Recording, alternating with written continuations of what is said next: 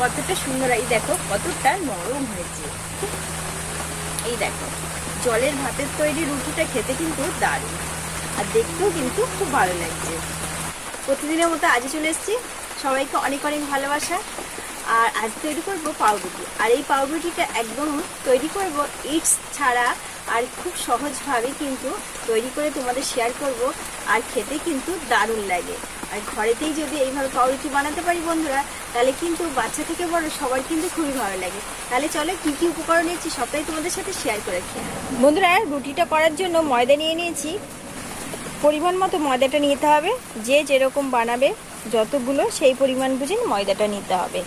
আমি এখানে 250 গ্রাম মতো ময়দা নিয়েছি। এর মধ্যে এবার শুকনো উপকরণ কিছু মিশিয়ে দেব। দিয়ে দেব বেকিং পাউডার 1 চামচ। বেকিং পাউডারটা একটু বেশি দিতে হবে। আর এখানে নিয়েছি খাওয়ার সোডা, এটা হচ্ছে 4 ভাগের 1 ভাগ নিয়েছি।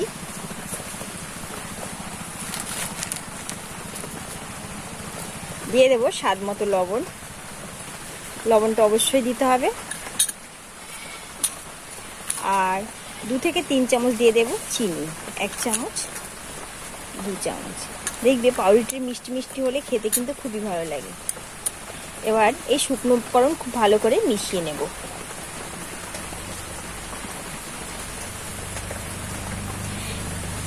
এই রুটিটা কিন্তু একদম ইস্ট ছাড়াই তৈরি করে তোমাদের সাথে শেয়ার করব।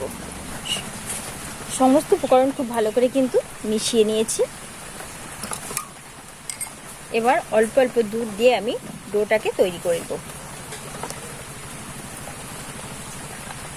আর দুধটা কিন্তু এখানে আমার উষ্ণ গরম রয়েছে।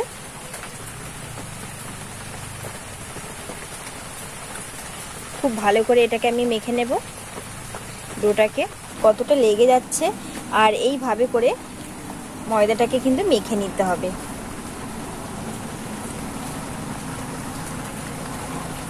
আস্তে আস্তে মাখতে মাখতে এই হাতে যে লাগাটা এটা ঠিক হয়ে যাবে, এতটা আর থাকবে না।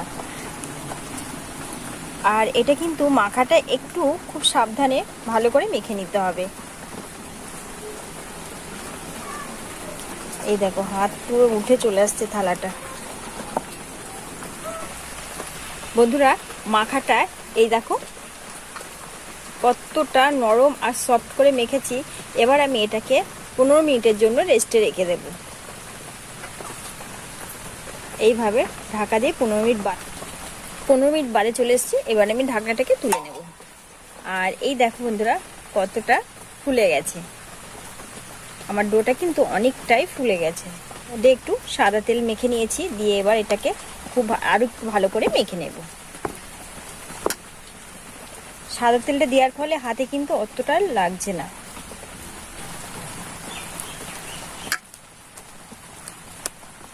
আবারও আরেকটু খুব ভালো করে মেখে নেব।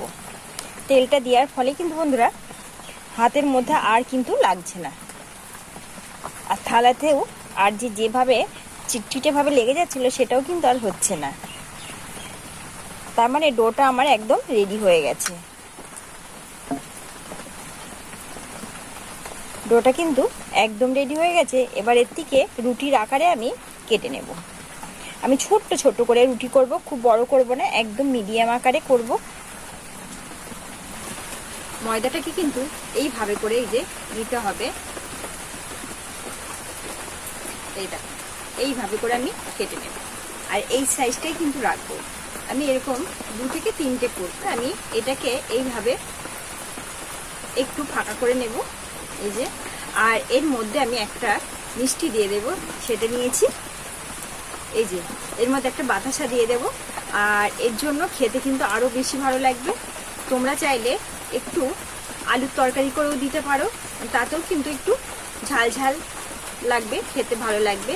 আর আমি একটু মিষ্টি চাইছি, এর জন্য একটু দিয়ে দিলাম বাতাসা। এইভাবে করে কিন্তু গোলটাকে বানিয়ে নিতে হবে। এইভাবে করে রুটির গোলাটা কিন্তু আমি বানিয়ে নিয়েছি। এই দেখো বন্ধুরা, আমি 3টে রুটি করবো, এর জন্য 3টে আমি করে নিয়েছি।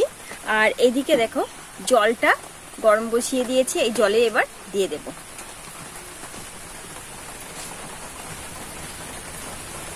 এই জলের ভাপে তৈরি করব, এর জন্য জলের মধ্যে দিয়ে দেব। আরো একটা দিয়ে দেব। এবার আমি এটা একটু জাল করে নেব। দেখো বন্ধুরা কত সুন্দর ফুলে উঠছে। আর এবার আমি একটু ঢাকা দিয়ে দেব, 10 মিনিটের জন্য একটু ঢেকে রাখবো। বন্ধুরা রুটিটা কিন্তু আমার হয়ে গেছে, এবার আমি এটাকে তুলে নেব। আর এই জলের ভাপের রুটিটা খেতে কিন্তু দারুণ স্বাদ লাগে। এই দেখো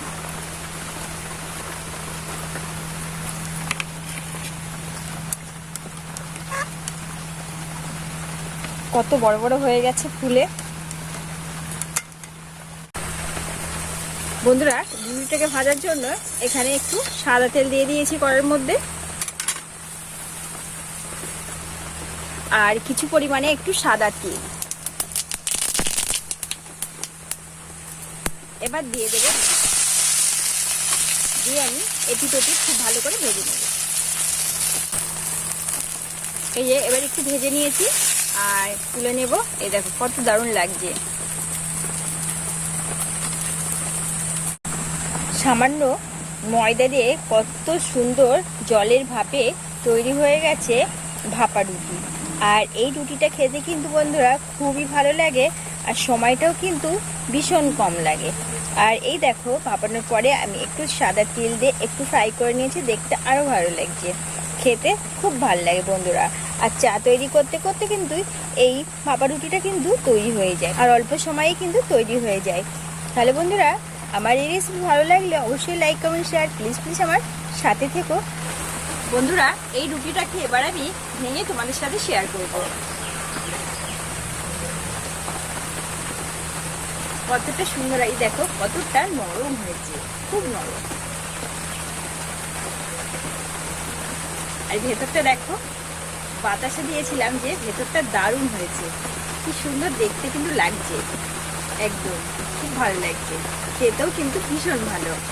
আমি খেয়ে একটু তোমাদের সাথে শেয়ার করব কেমন হয়েছে।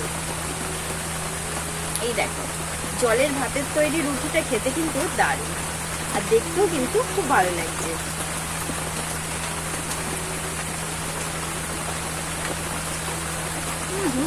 বন্ধুরা বাতার সাথে দিয়েছি না, এই জন্য টেস্টটা দারুণ লাগছে। অবশ্যই একবার এইভাবে বানিয়ে খাবে, খেতে কিন্তু খুব সুন্দর।